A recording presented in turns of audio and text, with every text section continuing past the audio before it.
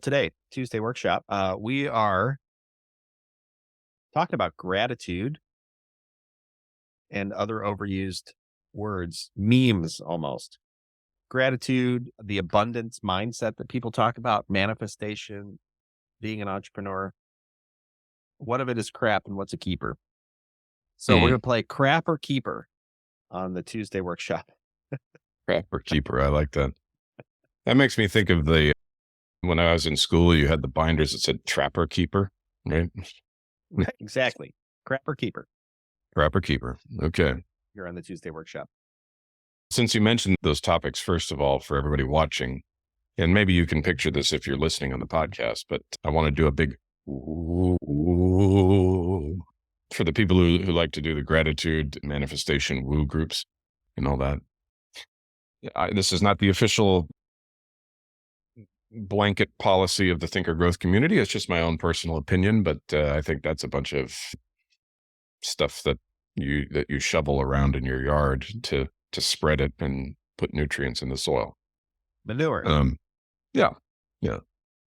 But are there actual tangible strategies and tactics and behaviors and habits that an entrepreneur should seek to integrate into their routine? No question. Absolutely. And often it'll make or break your willingness to carry on when you're going through the valleys, which you will go through them. Even though you get up to the mountaintop, you'll be down in the valley again at some point. And what are you going to do when you get there? You're going to have to rely. Things change. And the more, as one of my mentors likes to say, the more things change, the more we must rely on the things that never change. And one of the things that never changes is you can always find something to be grateful for, even if it's the dumbest, most minute, seemingly insignificant thing that has nothing to do with changing your circumstances, but it's good. You can be grateful for it. Gratitude, for its own sake, I didn't find very helpful. Gratitude practiced when things are going well is is one thing. Gratitude practiced when things aren't going well is where the metal hits the meat, and or where the rubber meets the road, or one of those analogies about one substance meeting another. It's where the sincerity of your gratitude will be tested. And if you can still find a way to say, I really don't like what's going on right now, yet I know I have this, I know I have that, and I'm grateful for those things. And I'm grateful for even this challenge that's come up in front of me. Do I like it? No, but does it present me with an opportunity to grow and overcome it? Yes, and for that, I'm grateful. So that's my shtick on gratitude. Gratefulness to me is important because I like you talked about, there's always something to be thankful for. And as it pertains, I think, to being an entrepreneur, it's a characteristic of humans that we see what we're looking for. And so when if we keep on looking for the challenges, we keep on finding challenges, even when none exist. Right. The whole don't fix it if it ain't broke methodology, right? Some people are constant fixers because they're looking for something to fix. Doesn't necessarily need to be fixed. Likewise, people who are in a complaining mode can get locked in that looking for things to complain about. Mm, Also, you can get in a moment of gratitude or a feeling of gratitude, and then you start finding things to be thankful for.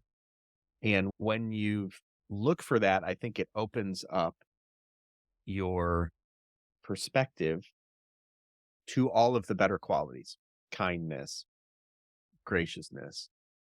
Uh, I think it's a I think it's a gateway.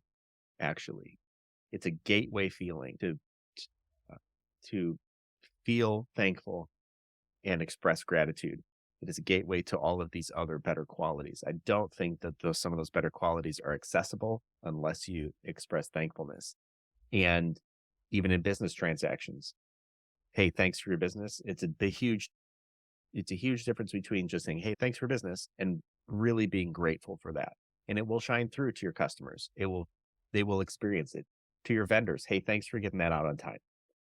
That's that is that feeling of gratefulness, I think, is very important because it is so near and dear to our hearts as humans. Welcome, Naomi, to the Tuesday workshop. We are talking about gratitude, abundance mindset, um, and how these. What are we playing? What's the game? Crap or keeper? Grabber keeper. Crap or keeper. Gratitude, abundance mindset, manifestation, how those relate to the entrepreneur. What's crap and what's keeper? And we're just discussing gratitude right now. In the spirit of gratitude, I'm thankful that you're here with us. I'm thankful that I can be here. Wonderful. All right. Anything you want to say about gratitude? I actually have a little keychain on my keys that I got when we first got this house. And it says abundantly blessed. It's just a little square. It's like just a simple keychain. I've had it for 3 years now. And I have it there because my keys are something I use every day. And I feel like it's just a little reflection that I can have to, even though life can be really shitty. And even though as we strive to be entrepreneurs and strive to get our messages out, we can run into so many roadblocks. There are so many things that are going for us, that are helping us, that are there for us. And we're not entitled to anything. We're not entitled to success. We're not entitled to an easygoing life.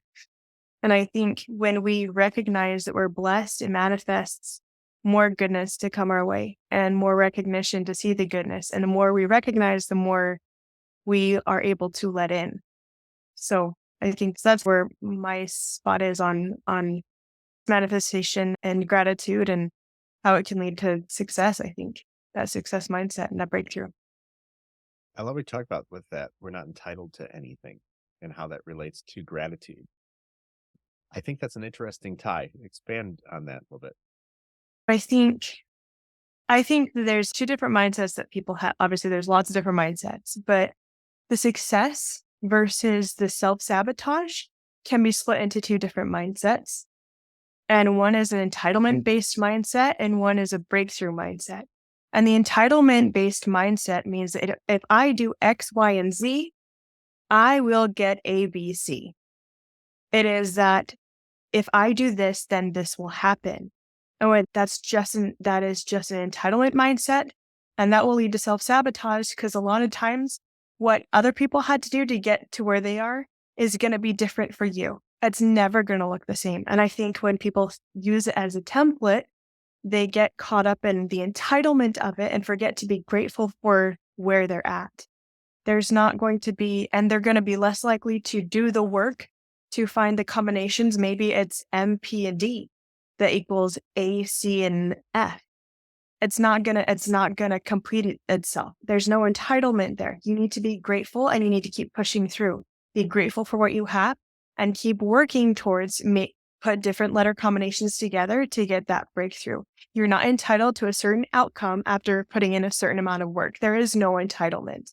And so if you're going to have success in entrepreneurship, in life, in anything in general, the gratitude and breakthrough mindset are all that are going to get you there. You cannot get there through an entitlement mindset. There's nothing that you're entitled to. And entitlement literally robs you of any kind of gratitude, any kind of success, it will literally bring on self-sabotage. Entitlement literally is the opposite of gratitude, I think. Something that I want to lay on top of that. I learned this from John Eldridge. He said, I've learned to stop being preoccupied with what I'm not getting and being grateful for what I am receiving. And here's something that is probably not a lot of people want to hear or want to say. And that is that hard work and persistence, that is still not a guarantee. You're going to get what you think you want, because what you think you want may actually not be the right thing for you. And I think most people could easily imagine millions of dollars and no problems and luxuries untold, right?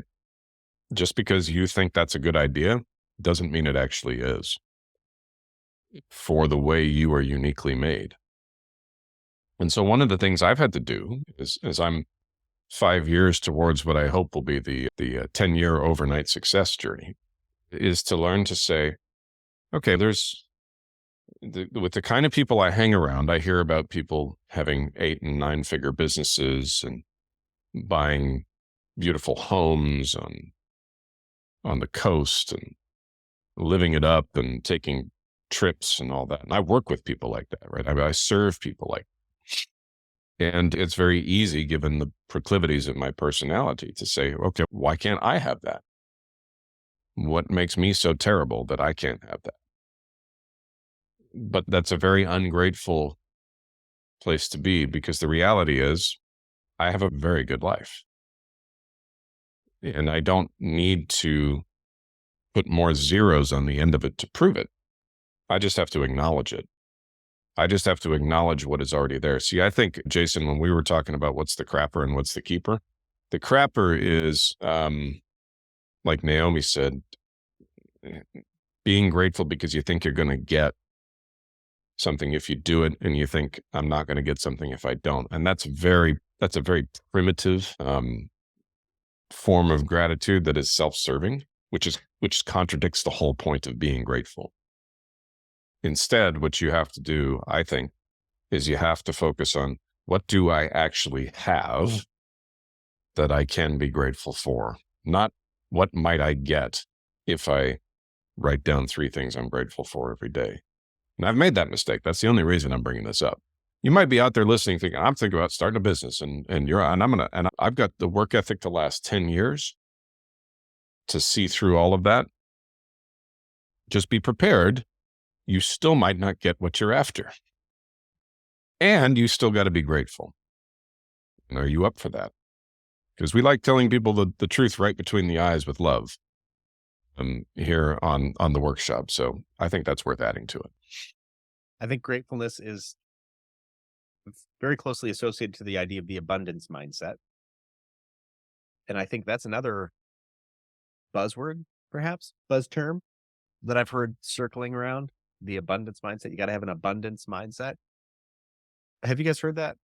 Yeah, like abundance versus scarcity. If there's a scarcity mindset, then it's almost like you're gonna step on other people's toes to get there and feel like you have to like almost be, I don't know, be cold and cunning. But if you have the abundance mindset, you're more likely to be like more inviting of other people and more open to other people's success as well. And there's nothing to, it's not a battle of starvation. It's a battle of, let's all do this together. The best way I've heard it summarized is this.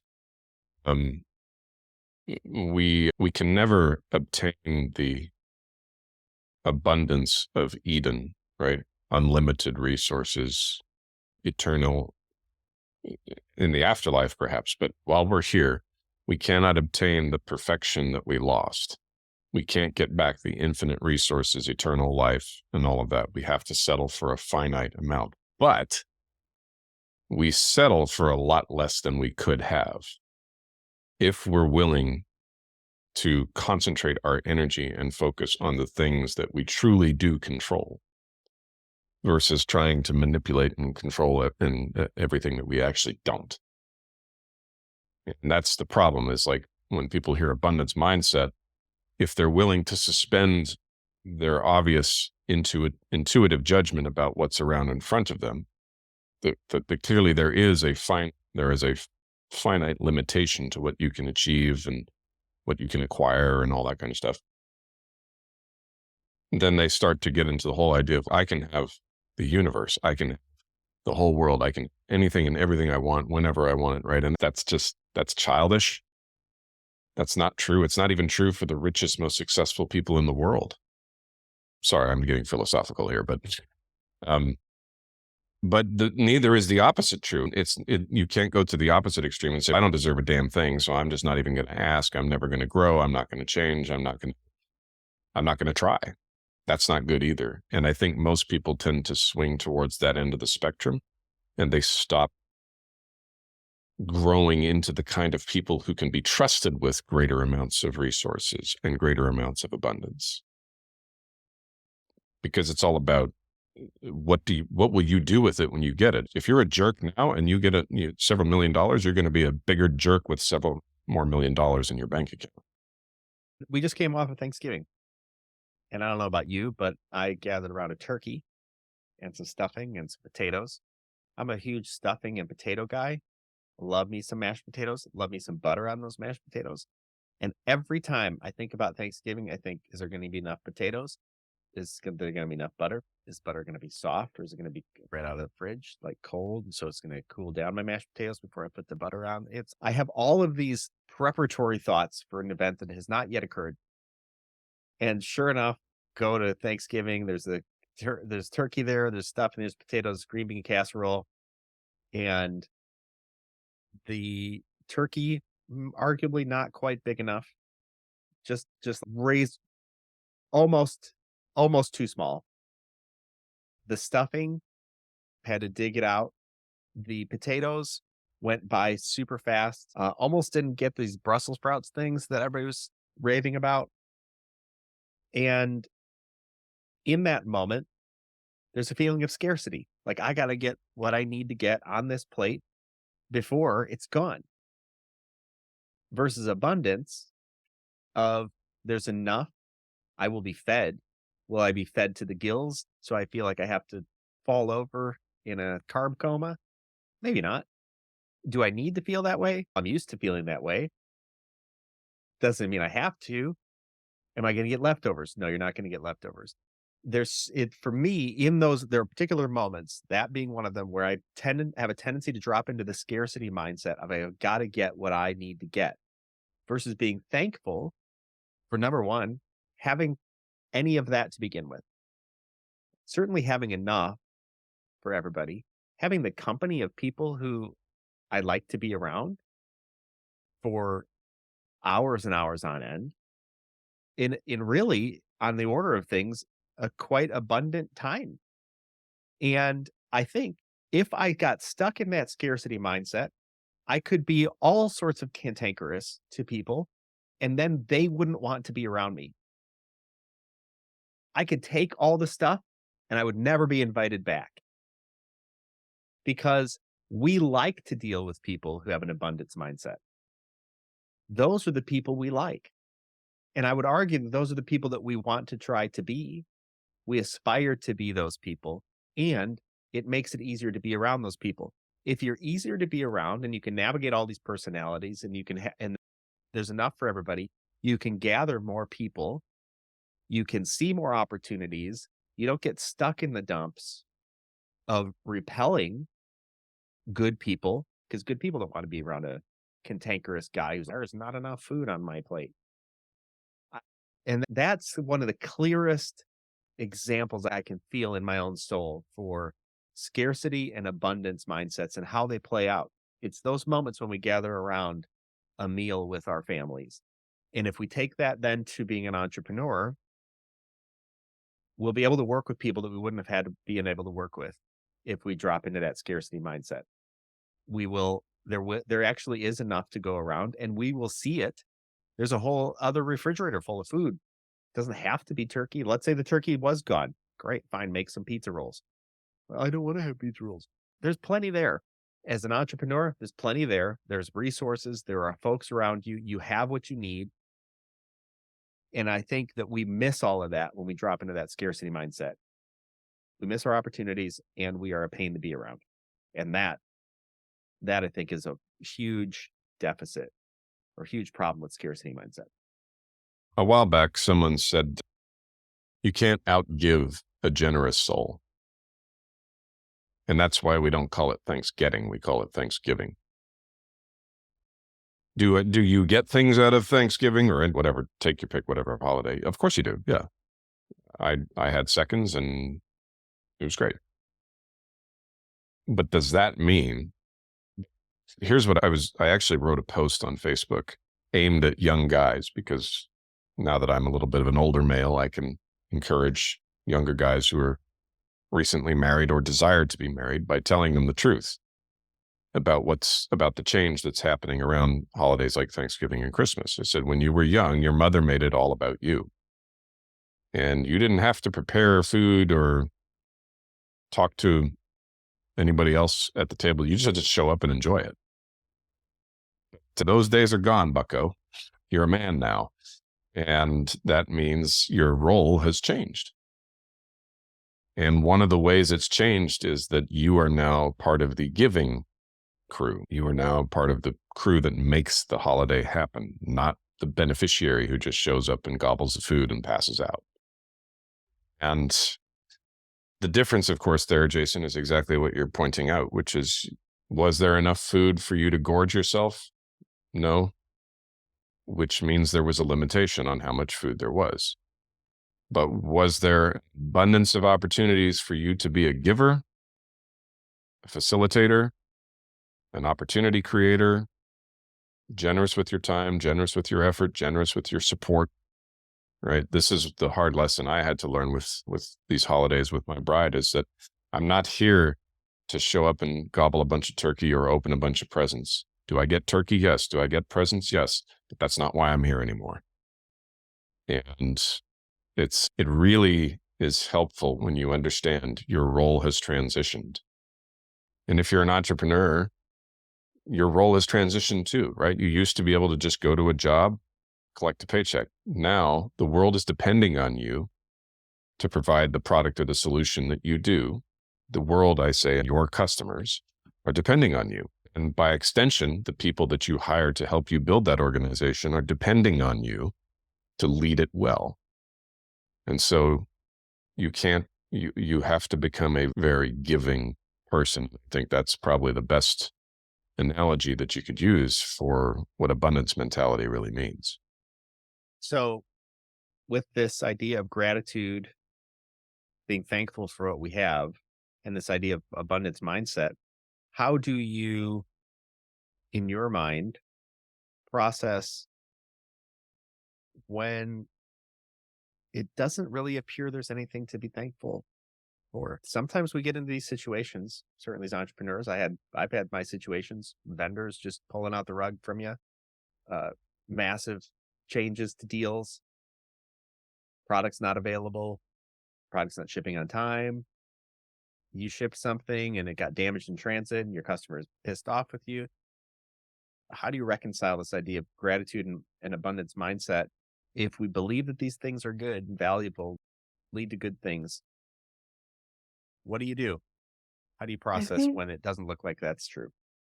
I think, first of all, hold on, correct me if I'm wrong. You said a word there that I want to hold in on for a second. Sorry, I gotta look up the exact definition or it's gonna bug me.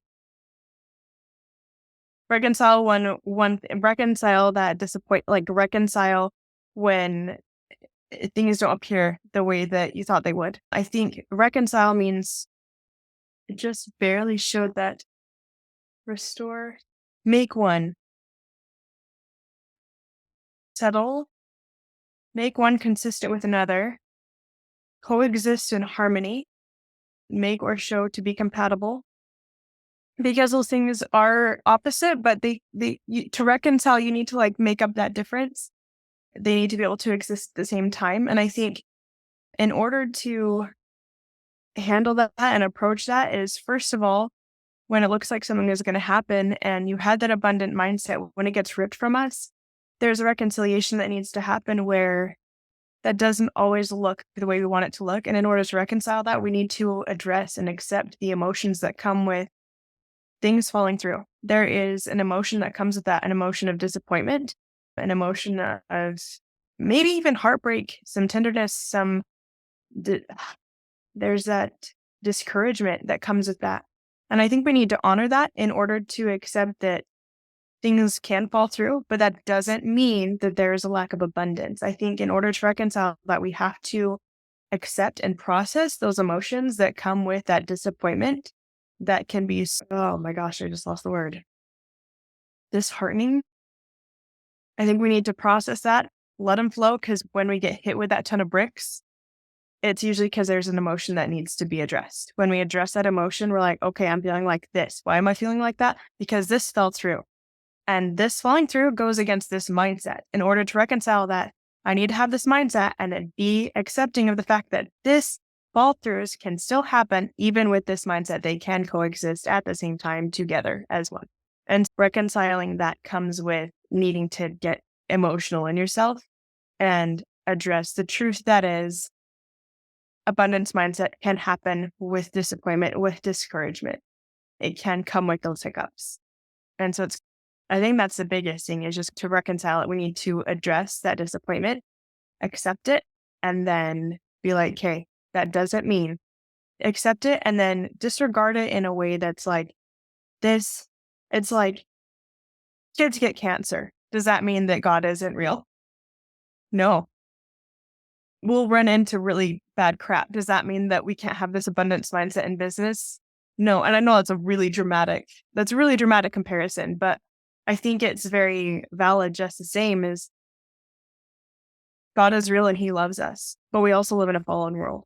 Having an abundance mindset, it will propel us to success, but that doesn't mean we're not going to run into discouragement and disappointments and things that just slap us in the face. Anyway, there's my little soapbox. In that same admonishment I was giving to younger guys through my writing, I said one of the hardest things for me was attending these family gatherings, knowing how noisy and overwhelming they are, and how there's a bunch of conversations with a bunch of relatives that I never ever talk to, and they don't really care about me, and I don't really care about them, and it felt like a dog and pony show. I hate dog and pony shows. I like real stuff. But it's once a year, and you would think, okay, I can deal with it for once a year. I couldn't because I was not in a place of gratitude and abundance of giving. I was still stuck in my teenage self. And so in this post, I was telling this young man, okay, so you go to the family gathering and now it's overwhelming and everybody appears to be just blah, blah, blah, blah, blah, and they could care less about how you feel or what's important to you. And you have to stand there and just smile and grin and bear it. Not entirely. The good thing about events like, especially with the ones that we did with my bride's family and all that, was that I probably could have left for an hour and nobody would have noticed I was gone. I just didn't understand that. I decided to integrate that as a tip to these young guys and say, go find a quiet room and lie down for half an hour. Or take a headlamp, right, and hide in a closet and read a book. Or just say, I need about 30 minutes. I'm just going to go for a short drive. I'll be back. And go out in the car and turn off everything and give yourself a chance to breathe deeply. And what I'm pointing to here, Naomi, is the same thing you're saying, is you have to acknowledge the darkness along with the light, the pain along with the pleasure, joy with the sorrow, right? They go hand in hand. They're inseparable. But if one goes unacknowledged, it's not going to go away. It's just going to go underground. And it's going to push you further and further until you reach the boiling point and you explode. And we don't want that, right? Because we're entrepreneurs and we want to give and we want to show leadership and we want to command a positive response when we show up. The way to do that is to, as you're saying there, you have to reconcile the two and you have to have an appropriate space where you can deal with the shadow side. Because if you don't, if you just try to put on a smiley face and act all normal when inside you're feeling like erupting, that's exhausting and it's not going to last. You're going to end up blowing your top, and in the process, you'll ruin a lot of relationships you didn't need to. So let's tie that back to then manifestation. Another buzzword that's coming around. You got to manifest that destiny. And the thing I want to tie it to is, Paul, your comment where you're talking about, you're at these events and you maybe just need to look for a room to go to lay down, to create that space that you need to survive or to be your best self, be your better self, perhaps. I look at that similarly to manifestation. So if we live in a scarcity mindset, we tend to develop character qualities that repel good people, and we don't see opportunities that are right in front of us. If we live in an abundance mindset, we see more opportunities, we work with better people. Now, even knowing that, we encounter these situations, circumstances that it's really difficult to be our better selves. This is not the circumstance we're looking for. We need to we want a different destiny.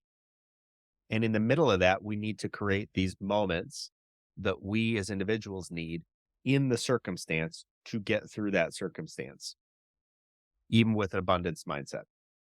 And when we manifest, when we get specific about the things that we want, we begin to look for opportunities to create those circumstances. Back to, I think, Ben Franklin, who said, luck favors the prepared. Or were you lucky or were you prepared to take advantage of the opportunity? Were you an overnight success or was it 10 years of preparation? That I think is very true with just from a uh, number one, a patient's perspective. Just because it doesn't feel right and feel good at that moment, the circumstance is challenging doesn't mean you're not on the right path. That might be working in you a real positive good. And then if the circumstance that you're in is not the circumstance that you want, being specific about what you want, call it manifesting, aligns your priorities to see those opportunities and align in a lot of ways, I do believe, align reality to move us in that direction. Whereas if we don't participate in that work, we are just cast along by the rivers of life. We will be stuck in that circumstance going, this is noisy and I didn't want to be there. And what if you did take 20 minutes to go for a walk on your own? Would you have been better prepared for that? For sure you would have, right? Is that manifesting? Yeah, I do believe that is manifestation. Create the destiny, create the circumstance to get through the current circumstances and change the long term. I really love that you mentioned about being clear on what you want. It's really hard to manifest something if all you're manifesting is getting out of where you are, getting out of the circumstance you're in. That's not clear. And you're not going to be, when it comes to gratitude, comes when we look and notice specific things. Gratitude it's really hard to be grateful for a general. But when we look at specific things, I have a roof over my head. I'm grateful for a roof that shelters me. It is in the 60s today and I am freezing cold. That is how much of a pansy I am here in Florida. I wouldn't have even been I would have been in shorts and a t-shirt 3 years ago before I acclimated to this jungle. But the thing is, we have to and so I am grateful for very specific things. I'm grateful that even though it's Florida, they still sell sweaters so I can have a sweater to wear when I'm cold and sweats to wear. I'm wearing some red sweats today. Gratitude comes from specifics. And so when you're not manifesting something specific, you won't notice the specificities or the specific things that are coming your way that are helping you get to where you're manifesting. If you don't have a purpose, if you don't have direction you're headed, if you don't have the specific idea of what you want, it's going to be really hard to manifest that direction and really hard to notice those specific things to be grateful for. And gratitude is the key to manifesting more things to be grateful for. So literally, it's an upward spiral.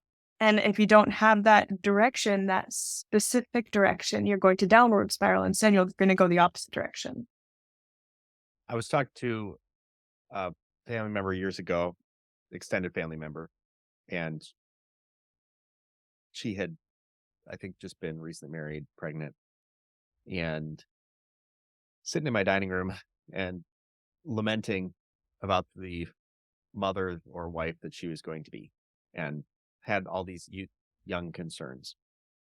And I said, what kind of wife or mother do you want to be? Be specific about it, right? She said, I don't want to be like my mom. And I said, but that's the trouble. So I drew her this little diagram. I said, okay, you got all of these directions you could go. And what you just told me is you don't want to go in this direction. But you didn't tell me where you do want to go. And that's the problem. You have no idea where you want to end up. And so you will end up there, random, carrying along. And most likely, without the extra effort put in, you're going to go the only way you ever knew how to go, which is the place you don't want to go. And that's a very small sliver of all the places and the types of persons you could be. So be specific about what are the qualities you want to demonstrate in your relationship and with your child. Head and then take steps to head there. That's manifestation. That's being uh having a sense of gratitude, being thankful that you even have a relationship, that you even have a child on the way.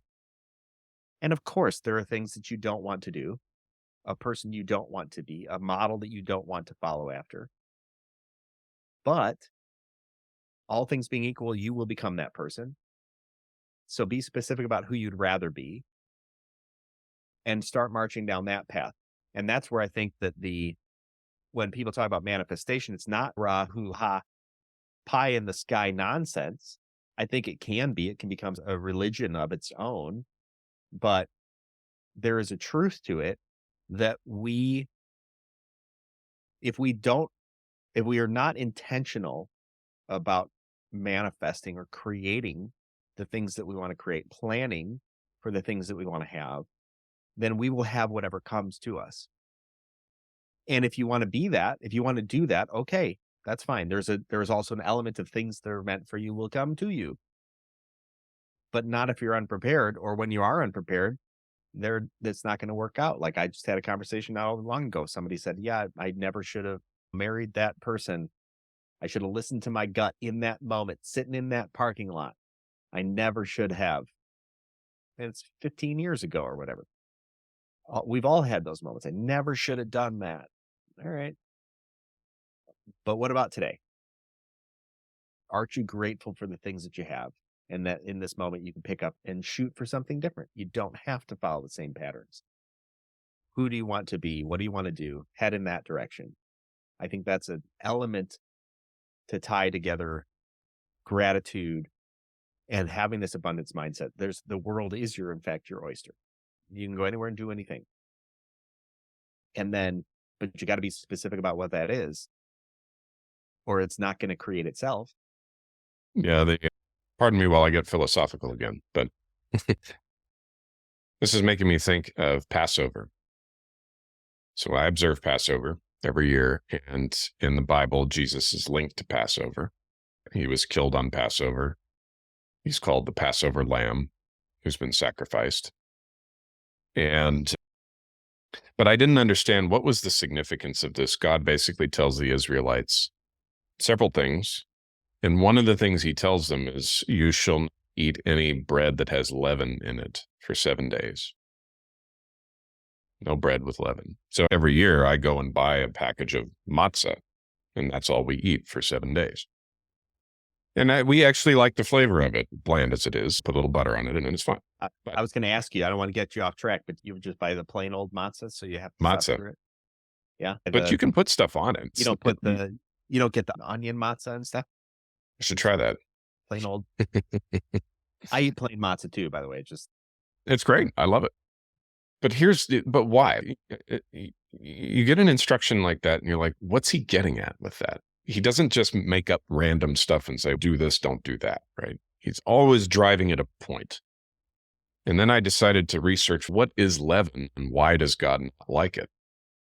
And you find out that, first of all, God does not dislike leaven, because the other 51 weeks of the year, he's eat all the bread you want to. I don't care if it's leavened or not, right? Just 1 week, I don't want you to eat leaven. Why?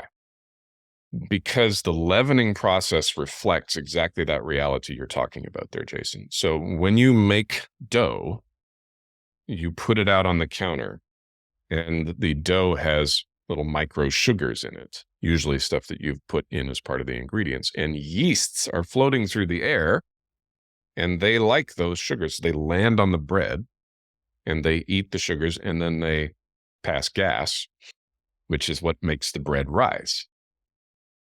And what God is saying there is 51 weeks out of the year, you can't avoid it. You live on this planet, you're going to be subject to random influences and stuff that you don't see coming and stuff that you don't actively seek out. That's just reality. But 1 week out of the year, I want you to do this to remind yourself you don't have to listen to that. And you don't have to accept just whatever comes along. And you don't have to settle for whatever life throws at you necessarily. In fact, you can do a lot more engineering of it. And so we eat unleavened bread as a reset every year to remind us, oh yeah, we are in control of that. We don't have to settle for the random stuff that comes at us. We don't have to just go along, led around by the nose, wherever, right? No, we have control of. That's the symbolism of the unleavened bread there. It's tremendously inspirational to me because I'm like, I spend 52 weeks a year for the most part, making my own decisions about what I will and will not do, will and will not listen to or read or watch, will and will not eat, will and will not tolerate, on and on. So that's the annual reminder, right? To make us aware, oh, yeah, we're in the driver's seat here. The fact that we choose to take our hands off the wheel is on us. Rant over. I like that you wax philosophical. Seems to be my strong suit. I think it's the idea of manifestation, abundance mindset. These are newish sort of words. We're reaching in the Western culture self-actualization as though that was the highest thing that we should ever attain. And part of that is the privilege to analyze how we respond to things.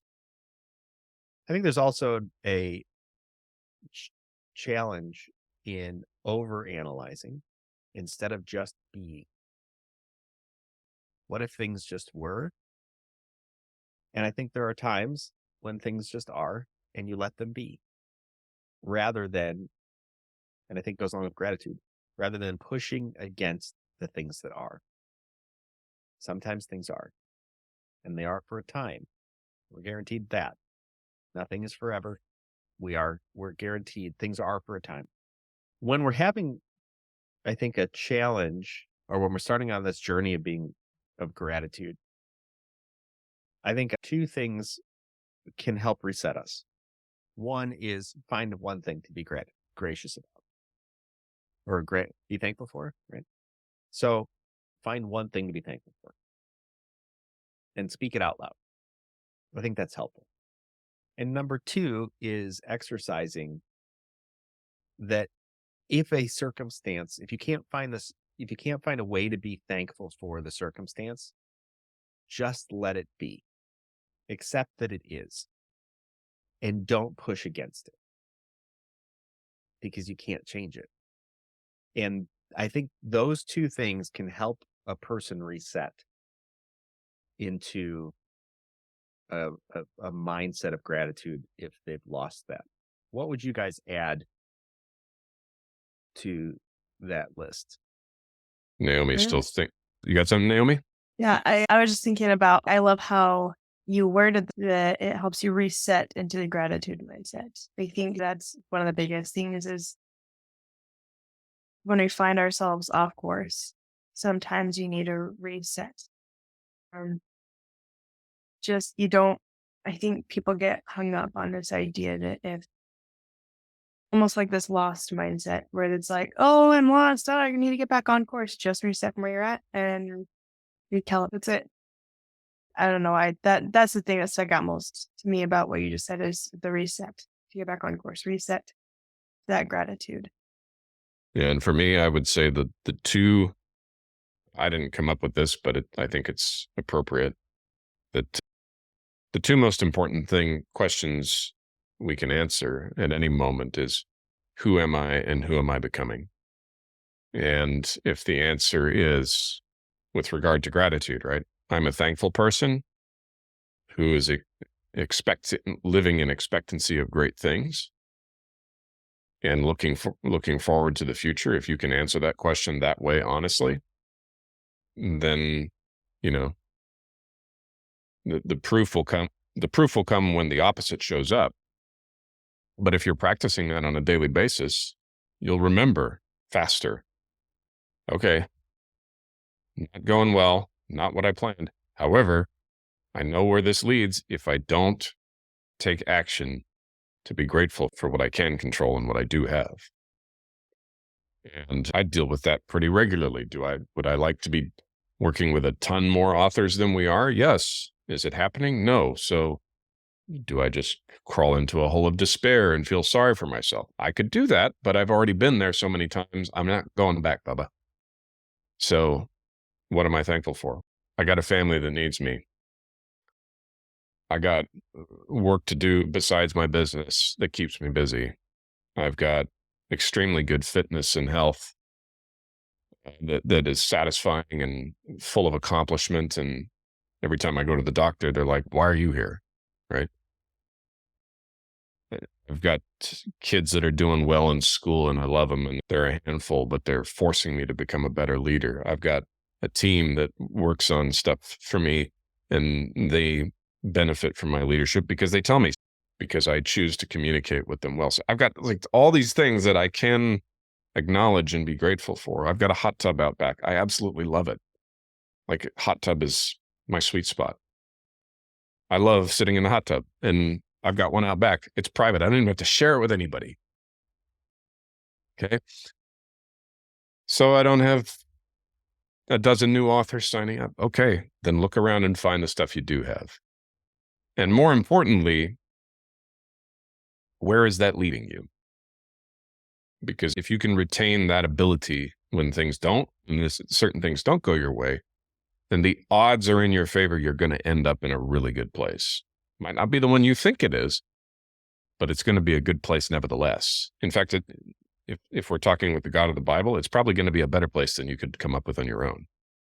And not necessarily in the material sense right here. We're not talking billionaires. We're talking about success in all 5 key areas of your life, which makes the human experience a joy, nonstop, round the clock.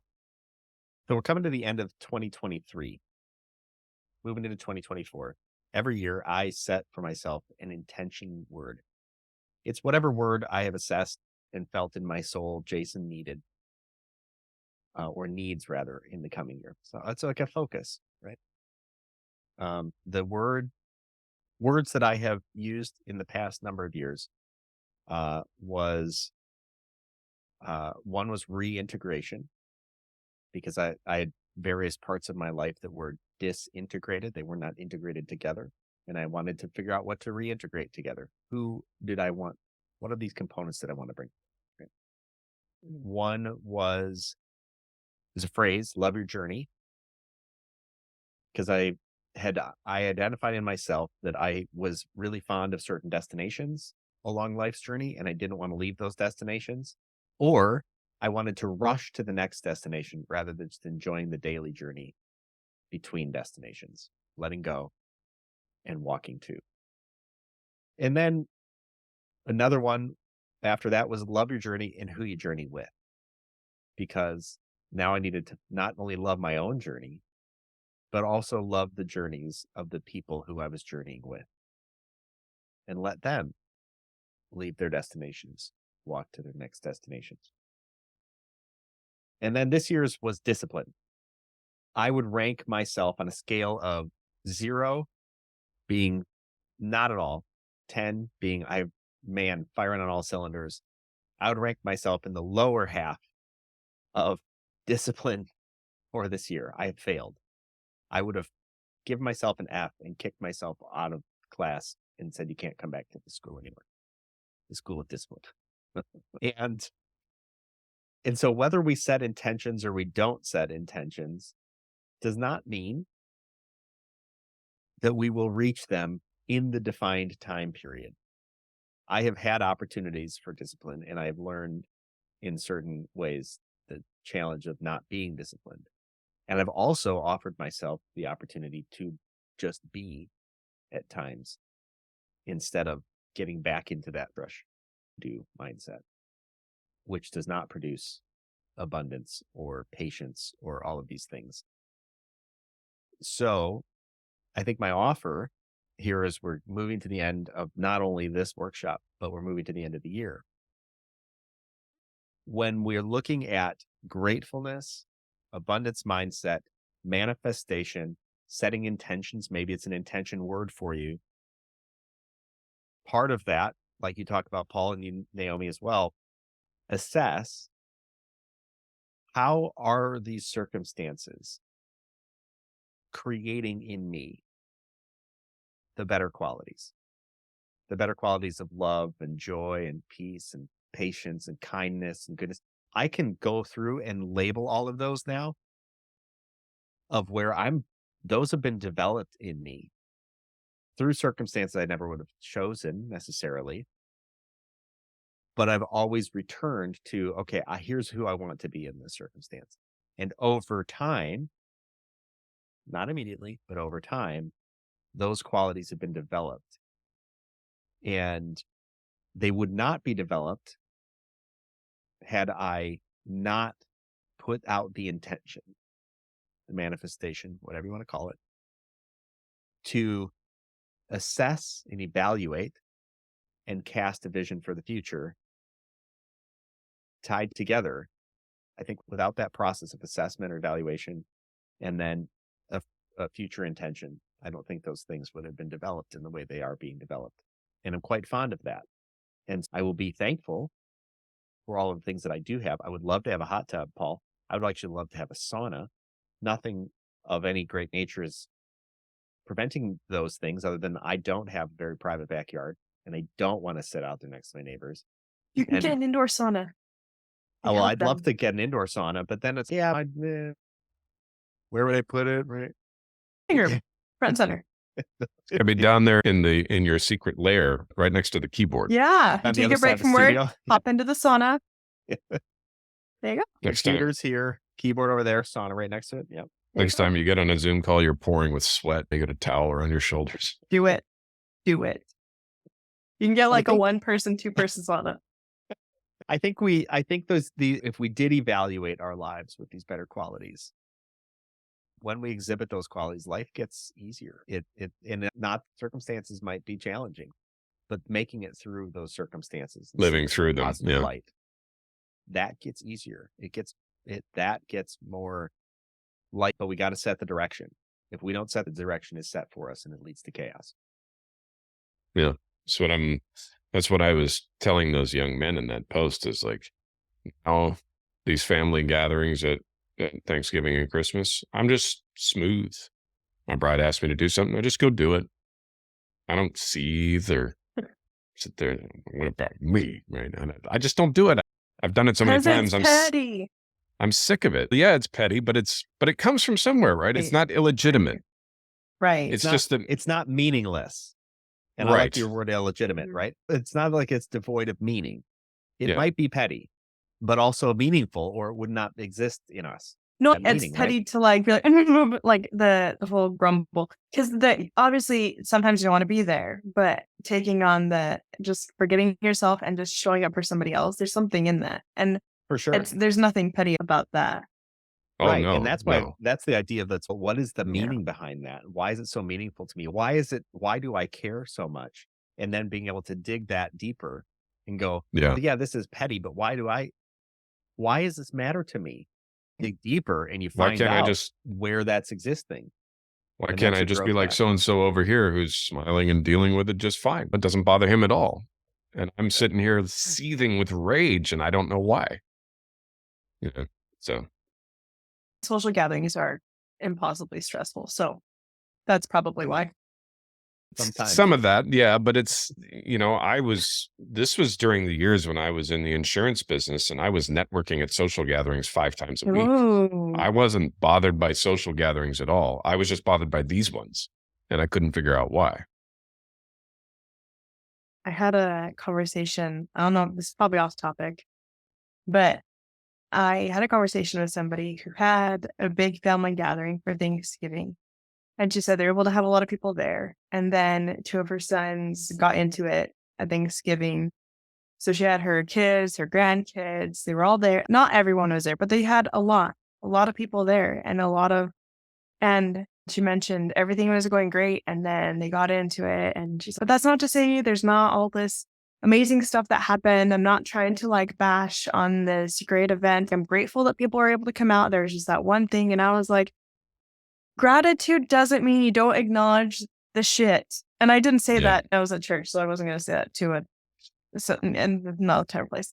But you don't, gratitude doesn't mean you don't acknowledge the shit. You can acknowledge the shit and still be grateful. I think there is something to be said for that. I think the abundance mindset, gratitude, you can acknowledge the shit, Yeah. acknowledge it and recognizing it and not feel pretentious. And I think a lot of times, for me at least, what makes it most stressful at get-togethers is sometimes there are these social norms or this we need to act a certain way or there needs to be this certain not even image but just we're all here to be grateful together, and if I exhibit anything other than that, I'm the odd man out.